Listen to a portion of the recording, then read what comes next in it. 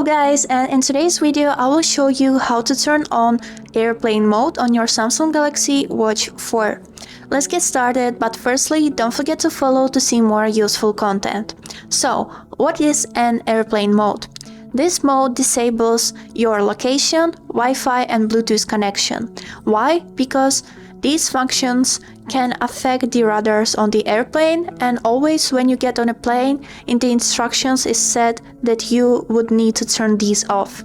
So, let me show you how to turn on the airplane mode. Firstly, wake up your watch by double click or by clicking on this home button. After this, swipe down to open the control menu and swipe twice left. Right here you can see an icon with an airplane. Click on it. And now the airplane mode is successfully enabled. After your flight is ended, you can finally turn it off. To turn it off, swipe down to the control panel, swipe twice left, and now click on this airplane icon. And that's all. Now the airplane mode is disabled. And that's all.